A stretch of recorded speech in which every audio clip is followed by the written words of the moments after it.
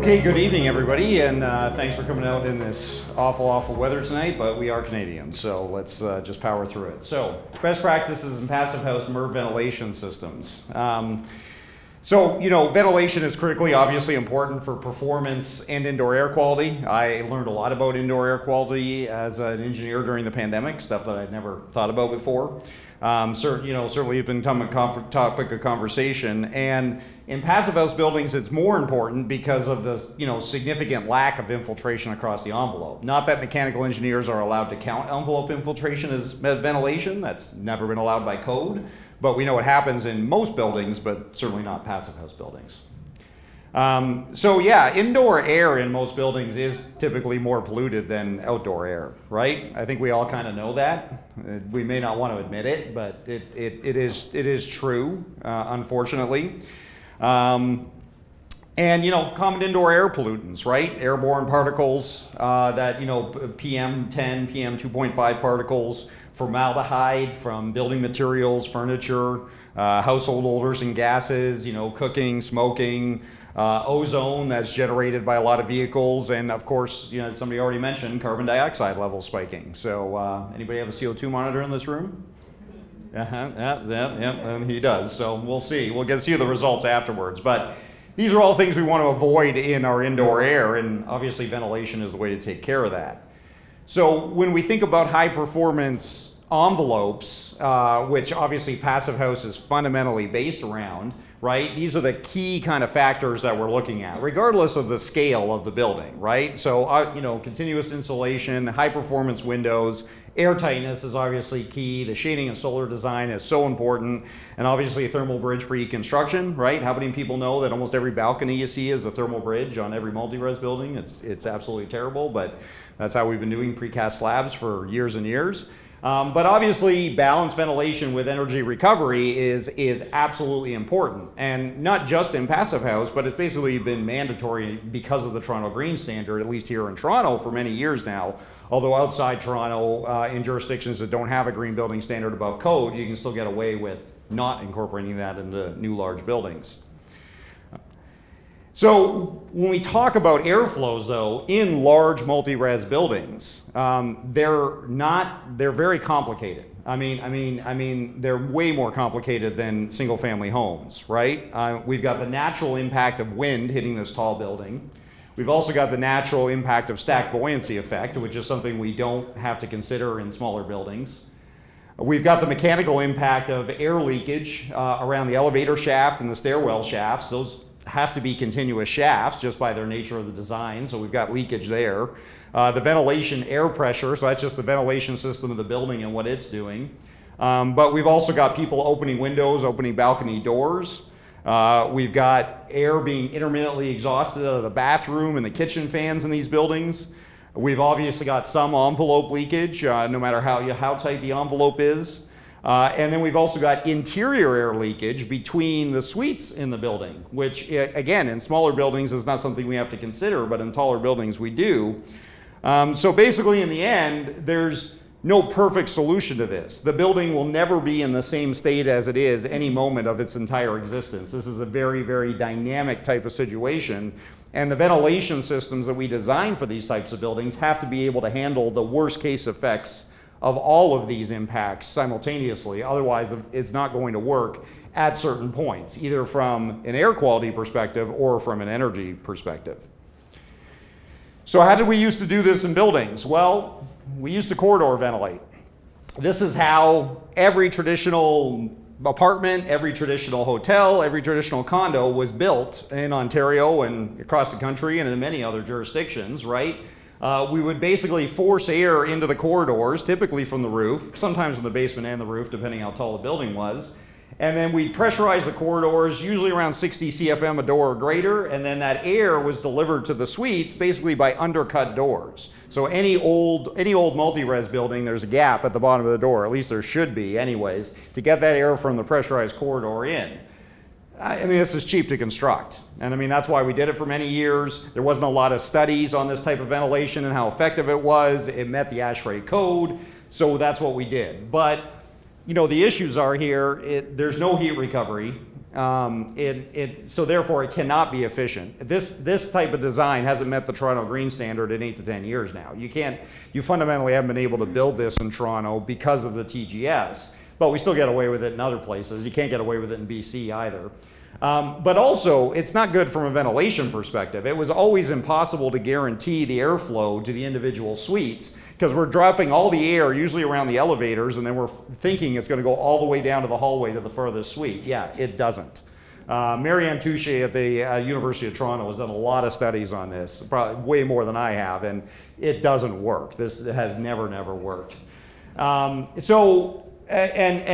just has that negative impact on indoor air quality. Plus, the problem is now you have doors from the corridors to the suites that are unsealed. And that has other impacts on livability in buildings, smells, noise, pests, security, all types of other implications with this traditional design. But there are hundreds and hundreds, if not 1,000 buildings in Toronto that work this way. And unfortunately, at some point, we'll have to be retrofitted because this is not the future. Now, let's just talk about the Toronto Green Standard for a second. And, this blows a lot of people's minds because there are still so many engineers and architects out here that don't realize that by 2028, when TGS Tier 4, at least what Tier 4 is defined as here, basically by 2028, we're only building passive house equivalent envelopes on all large buildings in Toronto. The TGS has had us on this path for over a decade now. I still blows my mind when people don't understand that. We're heading to a TEDI of 15, which is an effective R value, including thermal bridging across the walls on unknown buildings of R20, triple pane windows, of course. But I think that, I'm talking about ventilation here. The key is that, and this is an excerpt of a slide from the City of Toronto, so don't take my word on it. This is right from their building department. ERV performance and the ventilation performance of these buildings has to get way better in order to be able to hit that TEDI of 15. And anybody who's worked in the passive house space knows how hard that is sometimes on a small building. On a large building, it's exponentially harder in a lot of cases, at least to do it cost effectively, right? And obviously, we see the air tightness has to get better too. That's obviously, we all understand how building envelope air tightness impacts it, and it's one of the most impactful things to building. So we're already on this path. The City of Toronto has told us we're already on this path, so let's get it right here. So what have we been doing with these large buildings the last 10 years or so in Toronto since the TGS standards kicked in? Because energy recovery ventilation was one of the first tools in the toolbook of engineers and architects in order to get buildings to comply with the increased energy codes. So what we've been doing is we've been self-ventilating the suites now. So instead of dumping a lot of air into the corridors, we're dumping less air into the shared corridors. And every suite has these in-suite ERVs with a short amount of ductwork on them. And if you do this correctly, and there's been a lot of buildings that have not done this correctly, but when you do this correctly now, you don't want any air from the corridor coming into the suite because the corridor and the suite are self-pressurized individually. So obviously when you do this, you're doing recovery within the suite. Each suite's got this small ERV unit that are typically no bigger than the ones you would put, maybe even a little bit smaller than the ones you would typically put in a single family home. So they're self-contained, they're individually pressurized, they range in efficiency anywhere from 55 to 75% usually in terms of their energy recovery. This is what we've been doing, but it hasn't been a great solution. And a lot of the reasons is because it greatly increases in-suite maintenance requirement. Ask most apartment or condo owners. They don't even know they have one of these in a newer building, and if they do, they have no idea how to maintain it. And if you don't maintain these things, then they plug up, they're not efficient, they don't work anymore, and now you have no ventilation. And they have a very negative impact on whole building air tightness, because as you can imagine now, every suite has at least 2 penetrations through the exterior envelope wall, one in, one out. But actually in practice, most of these suites we've built over the last 10 years in Toronto have 4 to 5 penetrations because they don't connect the dryer exhaust to this and they don't connect the range hood exhaust to this because both of them would plug the ERV up with the grease and the lint. So the envelopes are leaky because we've got all kinds of penetrations, we haven't been sealing them properly. But unfortunately, and I'll say unfortunately, when you run it through the standard energy modeling practices using code level air tightness, not passive house level, but code level mandated air tightness, which isn't tested for, it equals out in terms of the energy modeling. But the reality of it is most buildings aren't performing there because they're not achieving the code level air tightness on the buildings. So that's what these units look like. And they're really, again, not all that different than what we'd see probably in the single family space. Yeah, I mean, the small little units, sometimes they're standalone units, sometimes they're integrated with the fan coils or the heat pumps in the suites. They've been kind of done both ways to save a little space.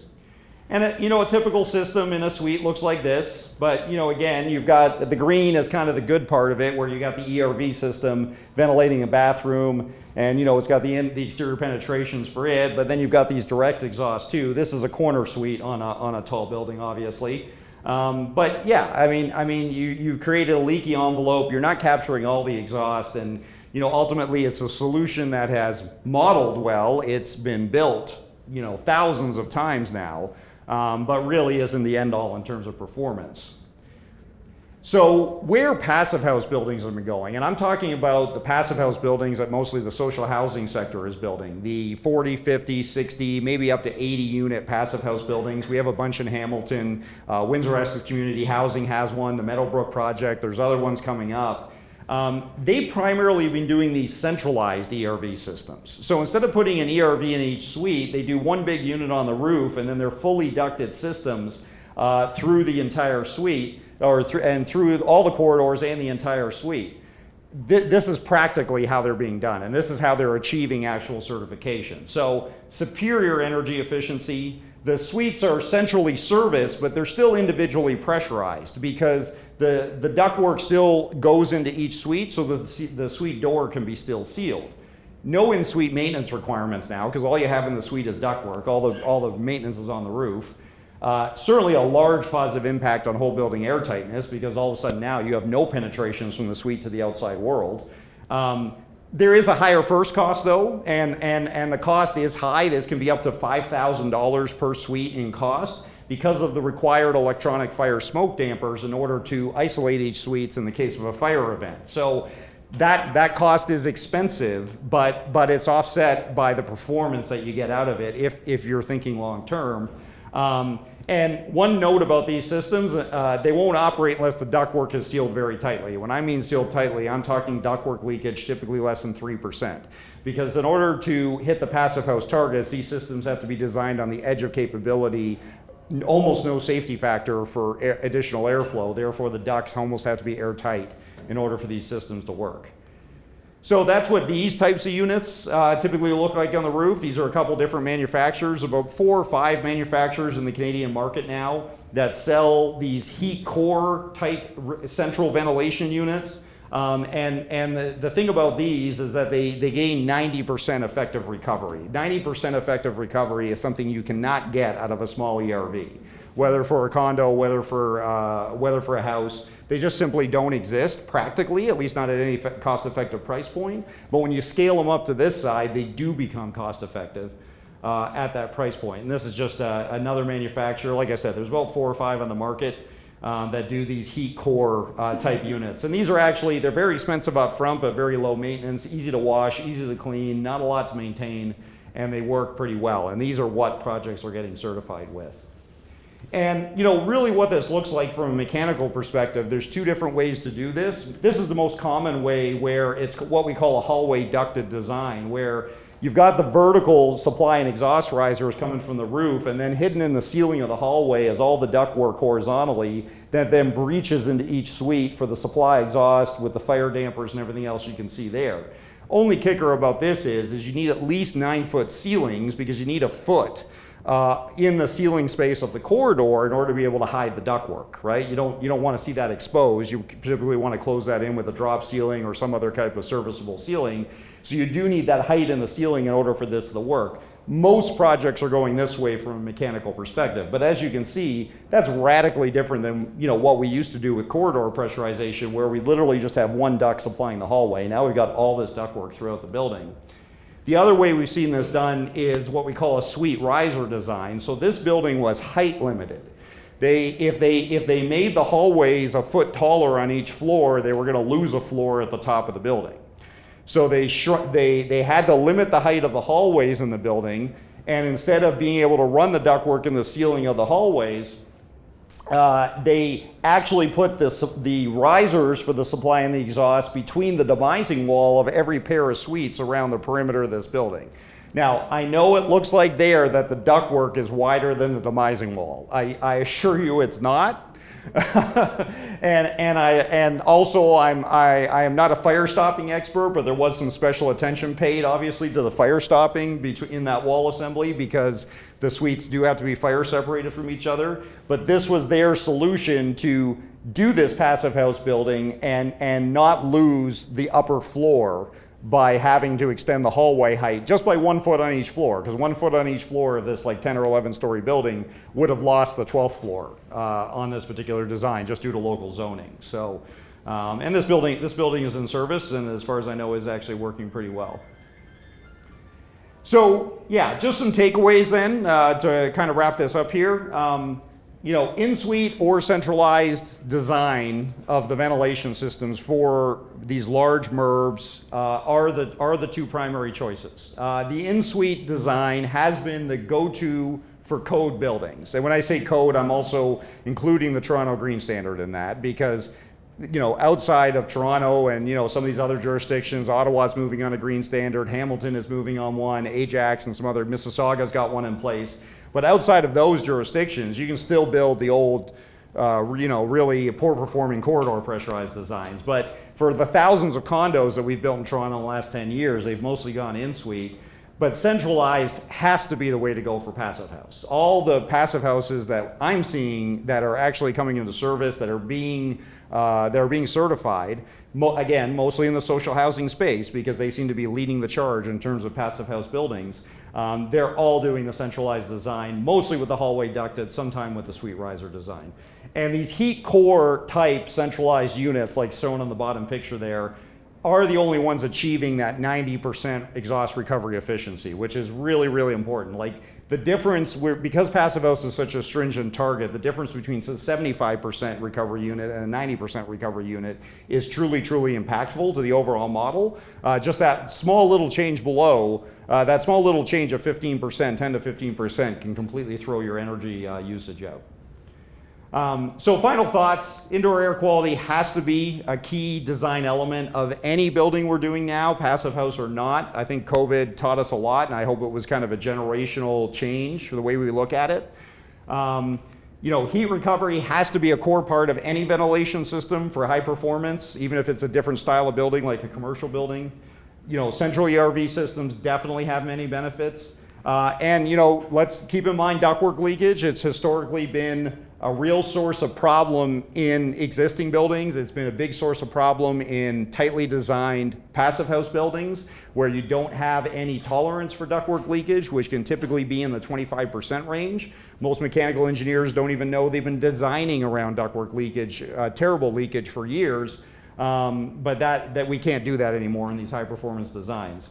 And you know, the innovation should never stop. I mean, we encourage engineers and architects and constructors need to really collaborate through integrated design and development, CC/DC 30 type of contracts rather than design bid build type of contracts, in order to make these buildings not just a reality from a construction perspective, but a reality from a financial perspective. We don't have the knowledge within the marketplace of designing and constructing large buildings right now to really do design bid build, because of the way that we're pushing the performance and the way that the Toronto Green Standard is really pushing us to that TEDI of 15, a passive house equivalent. We need to do more integrated project delivery, and we need to educate engineers, architects, and really the development community about what that means and how that's going to get us to our new future in a financially sustainable way and make buildings actually constructible. So thank you for this opportunity, and I encourage anybody to look me up on LinkedIn and send me a connection request.